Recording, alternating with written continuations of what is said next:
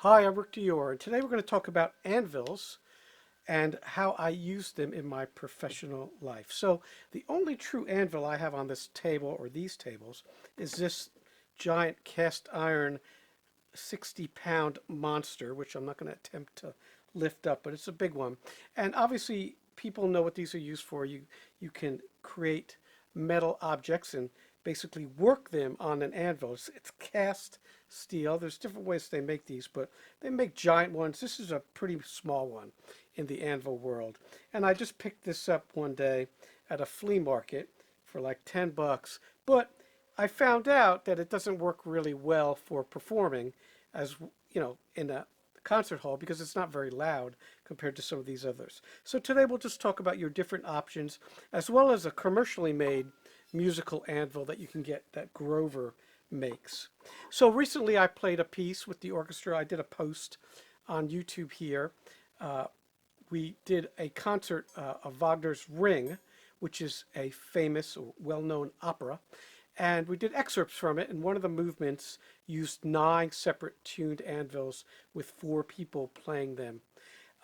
Wagner also wrote pieces for up to 18 anvils. Verdi also wrote things, and the Anvil Chorus is a famous one, and I've played that several times. So you will run into these if you're a concert percussionist, or even in the studio. I've put anvil on tracks. One time I put an anvil combined with a snare drum through a whole tune. I just sat there and went one. Band wanted that, and they asked me if I had anything metallic. I said, sure. So I ran upstairs and gave them all these options. They were like, this is great. And they actually decided on this thing right here. I actually didn't have the Grover at the time, but which by itself doesn't sound great, but combined with a snare drum, it was pretty cool actually. So you never know when you might need these metal objects, but I do use them in my professional life. I've done theater productions where we've used these as well. So you will see it if you go through a whole career several times. So first we'll talk about the Grover because this is specifically made for concert performing. So they actually have 2 of these, and this is the lower one. This is called the 2-4, and there's a 1-3 which has a high pitch and a low pitch, and then there's a 2-4 which has a medium pitch and an even lower pitch. So you can actually get 3 pitches out of this thing because the middle is a harmonic, so which is a little bit higher than the number 2 pitch. So here's the pitches in order.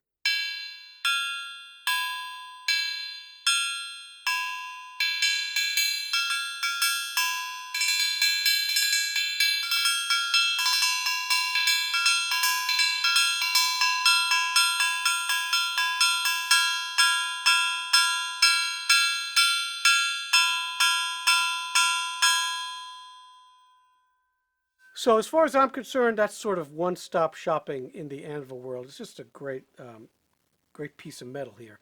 I'll probably get the other one eventually, although I'll probably never use it. But I have used this one since I got it. This was one of the first ones. It's really old. The new ones look a little different. The hammers are different too. But I've used it many times. Probably at least a dozen times since I've owned it. It comes with this great stand. It's very simple. You could even make something like this, and it's pretty light. It's probably only, I don't know, 15 pounds at the most, maybe 10. I don't know, but it's not heavy, and it sounds really good. There's other cheaper anvils that are small. They have a little cheap stand, but I don't like those because you can't hit them hard. They just fall all over the place. This is the solution as far as I'm concerned. Now there are different pitches if you need to have a lot of pitches. So for this production we did, I was talking about earlier, we used stage weights, which are great, especially if you float them on some sort of foam. They ring a lot longer. So this is a type of stage weight. Normally stage weights will be about this actually wide, and they'll have little slots, and they're used for holding down the curtains when they fly them in. So every concert hall is going to have them, and they'll probably have extras that you can, pilfer. But make sure you give them back, okay? They need them. And those are heavy and they sound great. You got to float them though, so a little bit clumsy, nothing like this. So I'll play you some of these stage weights. You're going to want to use a heavier type of thing like this ball peen hammer. You may hear some extraneous noise from all this stuff here. All right, so that's pretty dry. You can even hold it up. And that gives you a better anvil tone. Now this one right here is heavy. It's about 30 pounds. So it's very, very heavy. So I wouldn't want to hold it up too long. And when I set it down, actually I have it on another piece of metal back here. Gotta be careful. All right. And then we have the real anvil. So once again, this is a small anvil. They make giant anvils that are incredibly heavy, you know, almost a ton in weight. So this thing, you know, I don't use it much. I use it to actually hold things down in my shop that I need some weight so they don't vibrate, so they don't move. It's great for that. I don't normally take it out, but I'll play it for you. See the rust coming off of it. Now this one, I put a little piece of foam under it. I think you can see that. Because without the foam, it sounds like this. About half the volume. So that makes a huge difference. So all you got to do is put it under there, and it's pretty stable. So again, you can use it. It's a little cumbersome. This Grover is much better. Finally, years ago, we were doing a version of the Anvil chorus in a kiddie show for the symphony, and I made these for us. Me and my buddy were antiphonal.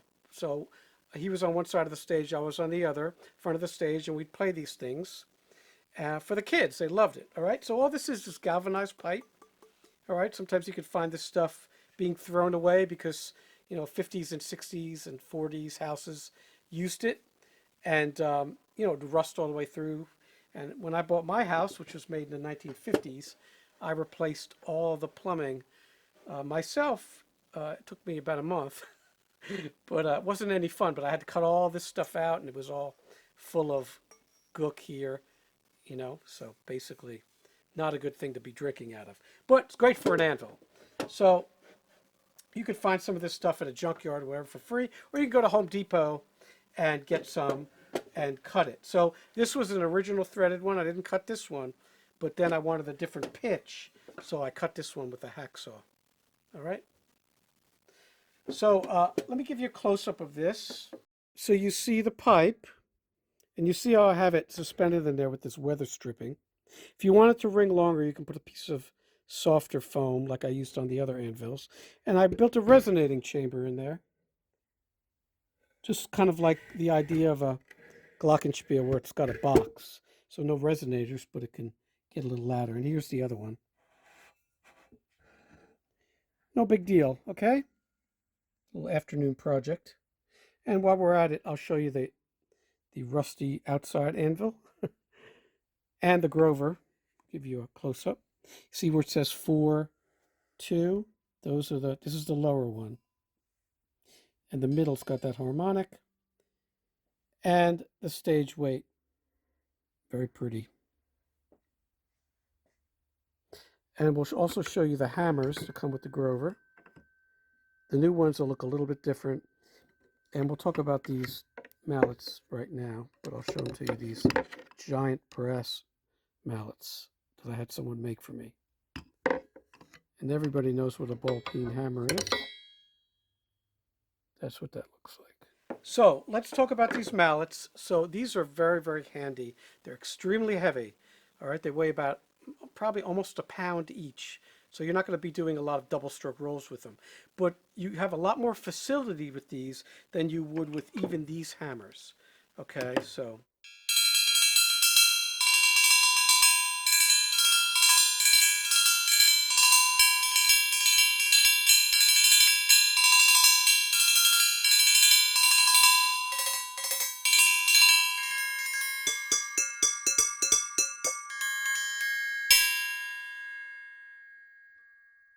So if you can find something like this, like I said, I had a good friend of mine, Artie, who passed away unfortunately, but he made these for me.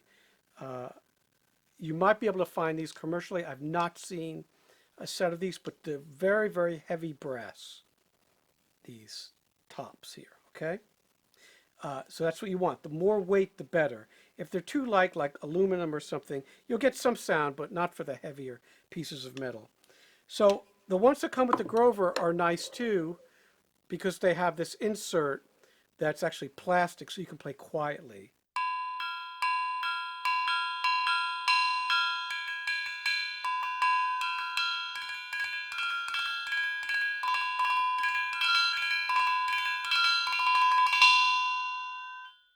And you can't do that with these. So definitely when you get the Grover, or if you do buy the Grover anvil, it should come with these mounts. They'll look a little better. They say Grover on them. Now they're a little darker.